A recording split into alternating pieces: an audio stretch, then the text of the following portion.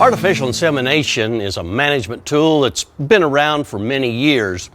There are commercial operations that do artificial insemination, and certainly a very high percentage of the purebred beef cattle industry depends on artificial insemination to improve the genetics of their herds.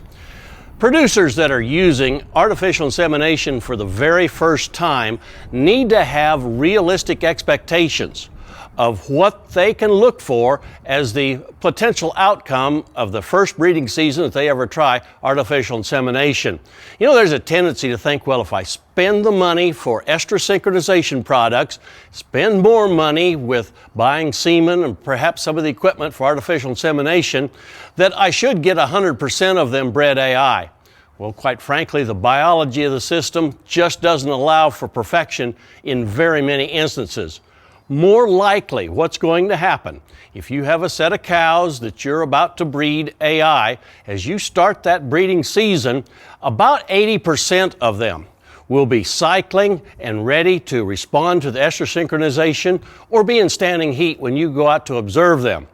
There will be some of those other cows that perhaps are too short in terms of the number of days between calving and the start of the breeding season, or perhaps they're just a little too thin to start cycling again.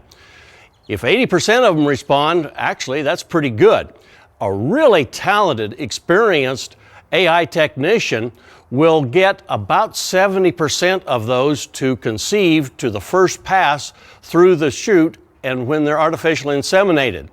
And so, if you're working with, say, 100 cows, 80% of them responding to synchronization, and the technician can get 70% of those to actually conceive, then you're looking at 56% of the cattle actually becoming pregnant to the first go-around of artificial insemination.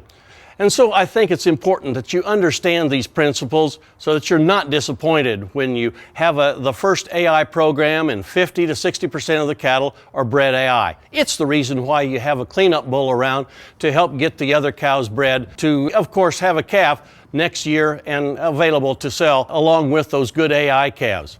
Have a realistic expectation about your AI program as you're going into it, and I think that you'll find that it's still very, very rewarding in terms of improving genetics in your herd and yet not being disappointing because you didn't get 100% of them. We look forward to visiting with you again next week on Sunup's Cow-Calf Corner.